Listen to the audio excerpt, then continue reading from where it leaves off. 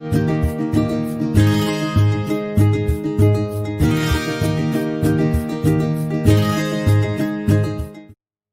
morning students. இன்னைக்கு நம்ம பார்க்க போகிறது crystal field splitting energy and nature of ligands. Crystal field splitting energy that is represented by the symbol del and nature of ligands. அது strong field லிகண்டா இல்லை week field லிகண்டாங்கிறத பார்ப்போம். இது ரெண்டுக்குள்ளே என்ன connectivity அப்படின்னு பார்ப்போம். இப்போ அந்த இதுக்கு ஒரு 3 காம்ப்ளெக்ஸஸை நம்ம கம்பேர் பண்ணுறோம்.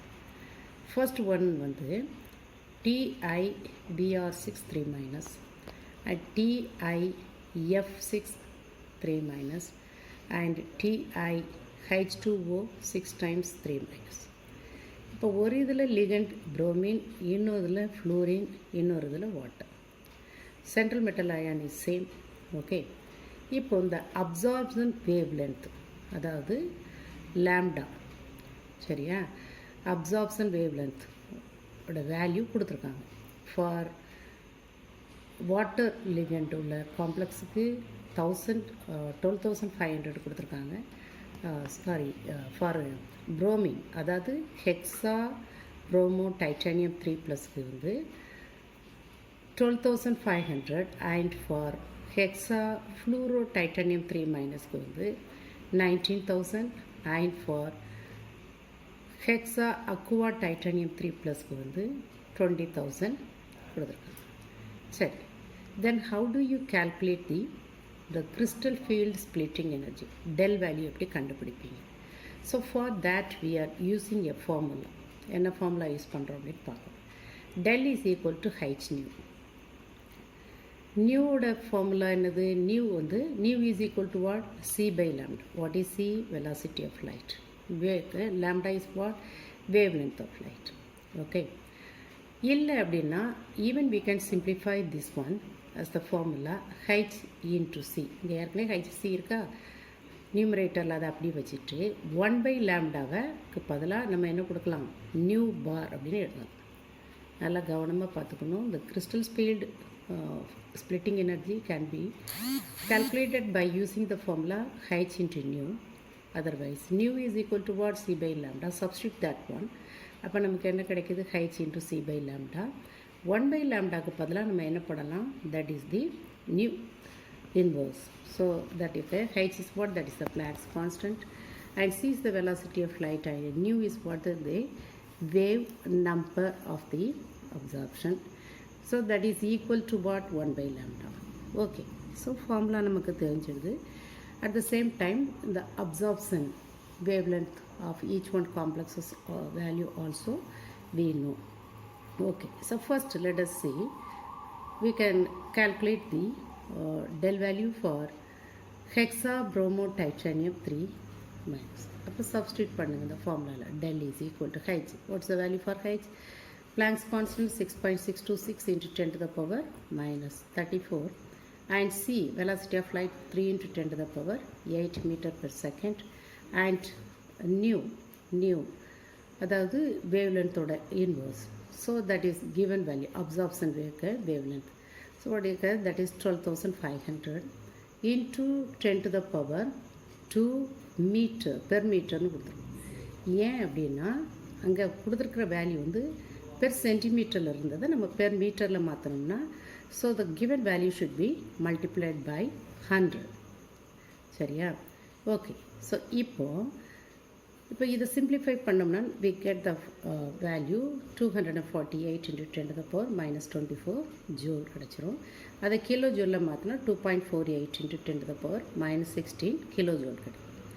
So to express the del on a per mole basis, per mole இது வந்து நம்ம என்னது del கிலோ ஜூலில் எடுத்துருக்கோம். இப்போ per mole basisல இதை எக்ஸ்பிரஸ் பண்ணணும்னா the answer whatever we got it, that should be multiplied by the Avogadro number. What is Avogadro number? 6.023 into 10 to the power 23 per mole. புரிஞ்சதா? நமக்கு first del value crystal field splitting energy we got it in kilojoule. அதை எதில் மாத்திரம் நம்ம, so we are converting that one into kilojoule per mole. ஒரு மோலுக்கு எவ்வளோங்கிறத கண்டுபிடிக்கிறோம். So for mole basis, so if we want to express this value, then we have to multiply this value with what? Avogadro's number. What is Avogadro's number? 6.023 into 10 to the power 23 per mole. Then finally we get the answer 149.4 kilojoule per mole. அடுத்த complex hexafluoro fluorido titanium 3 minus. அதே மாதிரி H value 6.626 into 10 to the power minus 34 Planck's constant value. Velocity of light c 3 into 10 to the power 8 meter per second, and the absorption wavelength, that is the given value 19,000 into 10 to the power 2 per meter. Okay, so we are getting after the simplification we are getting the value 3.78 into 10 to the power minus 60. So in order to convert this value on the basis of per mole, then this value should be multiplied by what? Avogadro's number. What is Avogadro's number? 6.023 into 10 to the power 23 per mole. Okay, then we are getting the final answer 227.7 kilojoule per mole. The last one, that is the hexa aqua titanium 3 minus. Okay, so for this also we can substitute the values, because for the absorption wavelength value is entirely different from the first two complexes. அப்போ அந்த value எவ்வளவு? 20,000. So அதை அப்படியே substitute பண்ணிங்கன்னா, so we will get the answer 3.98 into 10 to the power minus 36. அப்போ அதை per மோலுக்கு நம்ம கண்டுபிடிக்கணும்னா இந்த வேல்யூவை என்ன செஞ்சுருக்கணும்? அவகட்ரோஸ் வேல்யூ நம்பரை வச்சு மல்டிப்ளை பண்ணோம்னா we are getting the answer 239.7 kilojoule per mole. இப்போது இந்த மூணு காம்ப்ளெக்ஸ்க்கும் ஃபைனலாக கிடைச்ச வேல்யூவை கம்பேர் பண்ண. So which is the smallest value? So for the ligand bromine உள்ளதில் ஸ்மாலஸ்ட் வேல்யூ. அடுத்தது எதுக்கு ஹையஸ்ட் வேல்யூ கிடச்சிருக்குது? ஸோ வாட்டர் லிகண்டாக உள்ள காம்ப்ளெக்ஸ்க்கு ஹையஸ்ட் வேல்யூ கிடச்சிருக்குது. அப்போது இந்த வேல்யூ வந்து இன்க்ரீஸிங் ஆர்டரில் நம்ம அரேஞ்ச் பண்ணுறோம் அப்படின்னா, first the lowest value, so that is the bromide ligand, that is lesser than which one? Fluoride ligand, than which one? H2O. அதாவது இந்த crystal field splitting energy of the complexes of bromide is what? Less than fluoride, less than what? Water. அப்போ இதை வச்சு இந்த value crystal field splitting energy value வச்சு even the ligands are arranged in the following order. இந்த சீரீஸ்க்கு என்ன பேர் அப்படின்னா spectrochemical series. இதில் சென்டர்லேருந்து லெஃப்ட் சைடில் இருக்கிறதுலாம் low field ligand, it cannot pairing up the electron.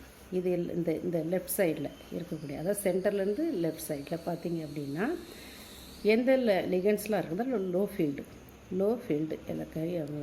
Ligands that can not pairing up the electron, அப்படியே அன்பேர்ட் எலக்ட்ரான் அப்படியே தான் இருக்கும். Whereas the right side of the spectrochemical series, whatever the ligands are present, so that are strong field ligand and that can pairing up the electron. So இந்த ஆர்டரை நீங்கள் அப்படி தரவாக ஞாபகம் வச்சுக்கணும். இப்போது 3 காம்பவுண்ட் கொடுக்குறாங்க, அயோடின், புரோமைட் அண்ட் குளோரைடு அப்படின்னா அதில் iodine is what? That is the lowest splitting energy உள்ள ஒரு லிகண்ட். அதுக்கு அடுத்தது புரோமைடு வரும், அதுக்கடுத்து குளோரைடு வரும். ஏன்னா மூணுமே எதில் வரும்? ஸோ தீஸ் 3 அண்ட் ஃப்ளூரைடையும் இங்கே கம்பேர் பண்ணிக்கலாம். அப்போ இது 4மே எதில் வருது? நமக்கு ஹேலஜன்ஸில் வருது. அப்போ ஹேலஜன்ஸில் கம்பேர் பண்ணோம்னா ஃப்ளூரினுக்கு தான் ஹையஸ்ட்டு என்ன இருக்குது? தி கிறிஸ்டல் ஃபீல்டு ஸ்ப்ளிட்டிங் எனர்ஜி இருக்குது. அதுக்கு அடுத்து என்ன இருக்குது? குளோரினுக்கு இருக்குது. அதுக்கு அடுத்தது புரோமைடுக்கு தான் இருக்குது. அதுக்கடுத்து ஆயிடுது. So on moving down the group even the crystal field splitting energy is going on decreasing. இது ஹேலஜன்ஸ்க்கு நம்ம கம்பேர் பண்ணோம். இப்போ இந்த ஹேலஜன்ஸ்க்கு நடுவில் வேறு இது, இப்போ தயோசயனேட் SCN மைனஸ் இருக்குது, சல்ஃபைடு அண்ட் ஹைட்ராக்சில் குரூப். இது ஒன்று ஒன்றா நம்ம கம்பேர் பண்ணும்போது this is the order. So அந்த ligands are arranged in the increasing order of the crystal field splitting energy. So left சைடில் இந்த சீரீஸில் எந்தெந்த லிகண்ட்ஸ்லாம் இருக்கோ அதுக்கு வந்து லோ ஃபீல்டு லிகண்ட்ஸ்னு சொல்லலாம். That cannot pairing up the electrons. Those ligands which are placed on the right side that can be pairing up the electron. சரியா? அது because that are what? Strong field ligands. Okay, இப்போது நம்ம வந்து இதுக்கு முன்னாடி நமக்கு வந்து உங்களுக்கு உள்ள வீடியோவை நீங்கள் தரோவாக பார்த்துட்டு அப்புறம் இதையும் படிச்சிங்கன்னா இதுக்கு அப்புறம் நம்ம என்ன பார்க்கலாம். Next one is what the distribution of d electrons in the octahedral காம்ப்ளெக்ஸஸை நம்ம பார்க்கலாம். அதாவது ஹை ஸ்பின் காம்ப்ளெக்ஸஸ்க்கு